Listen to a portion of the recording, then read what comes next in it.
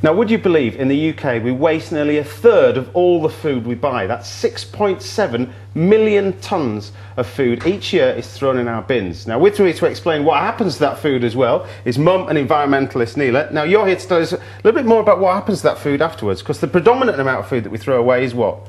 Fruit and veg, and secondly, bakery products. We throw away 675,000 tonnes of bakery products a year. And this is bakery products right across the board? So absolutely, across the board. 41% of that 675,000 is sliced bread. It's sliced bread. Now, I didn't realise there was a law dictating what size of bread could be. It was either 400 grams or 800 gram loaf of bread, but nowadays the law has gone, which enables sort of producers to produce different types. So Warburton's have got a 600 gram one. How does that benefit people? Well, for my family, I have 3 children who all want different things, so it gives me more choice to have a in-between loaf. It also gives me the opportunity to reduce waste. It's one small step, if you like, to reducing waste.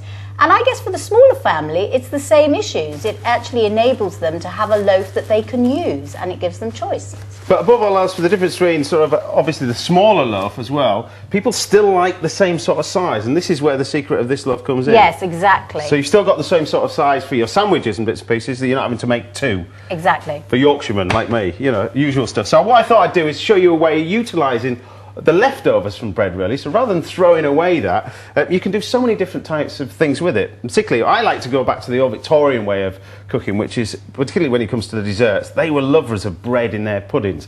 I'm going to show you a really great one now. This is a summer pudding. The secret of this recipe is that you can actually cook it and serve it straight away. So there's no need to have it in the fridge for a week. It uses 4 slices of bread that we've got in there. Now, these are the standard size slices, which is what we want. Fresh fruit is the most important thing with this, and the sauce. And we take our sauce and we make it with a mixture of raspberries, a touch of icing sugar.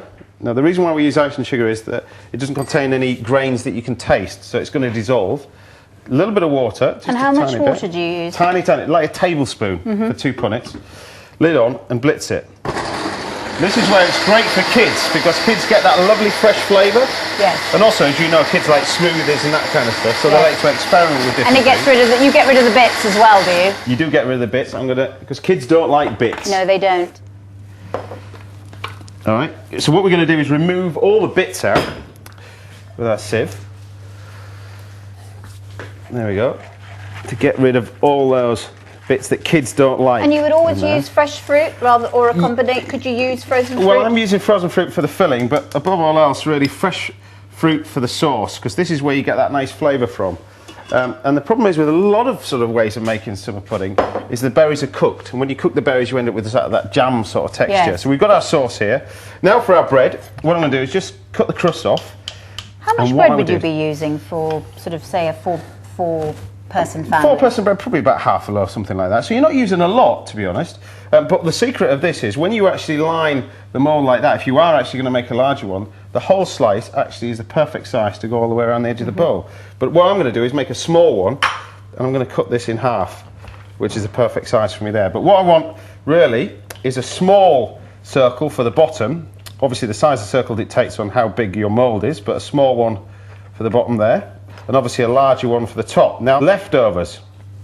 Important part in your family, I presume. Yes. Because it can add up. How much a year, really, would people actually get away throwing away? About £415 a year is wasted into your bin. So a tremendous amount that people... Huge. Basically, you're like giving it away, aren't you, really? Yeah, and you could use it for a holiday or something. And this is what's great about these. Like I said, mentioned leftover bits and pieces. Take this bread, a little bit of anchovies, some capers, some olives, a little bit of onion, something like that. Drizzle with olive oil.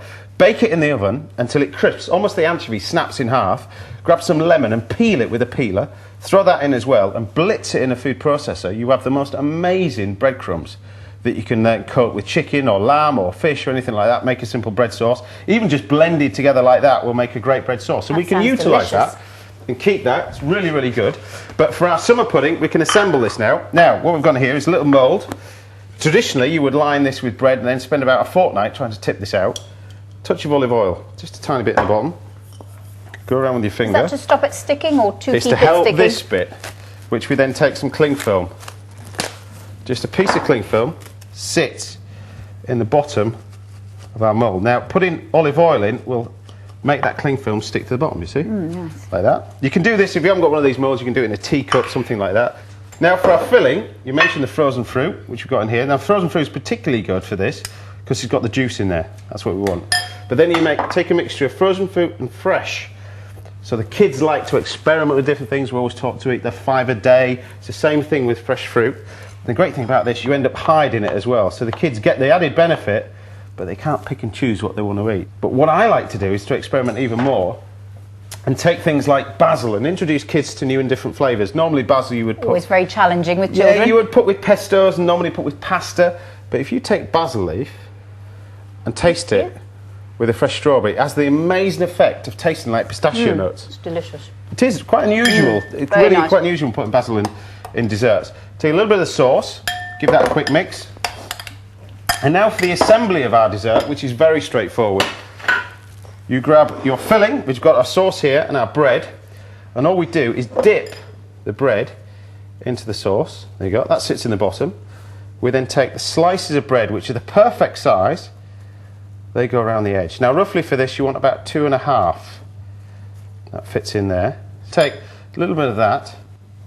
That's your half piece to fill in that little gap which goes in there. Now like I was saying, traditionally you would then sit this in the fridge and go out and find a brick out in the garden. But this one you can almost serve it straight away. So it's great with kids. You can actually get them to make it. And you're while just doing a it as handful? well. Yeah, just a handful. Just rip it up like that. Give it a quick mix. Instead of using mint, because mint's obviously a great herb, but it's quite strong. But you can just take a nice pile of that and place it in.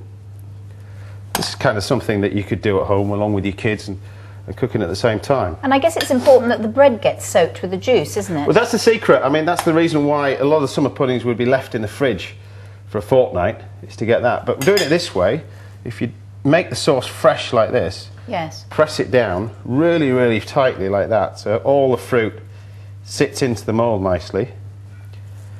You've got that, and then all you do is lift this out of the mould, pull the cling film off, and you've got summer pudding. And it doesn't stick. It doesn't stick at all. We can then grab our plate, lift our summer pudding on there, and then grab some of the sauce, which is this lovely rich sauce. And this is the type of thing that I think kids will love, this sauce in particular, because you've got just the flavour of raspberries.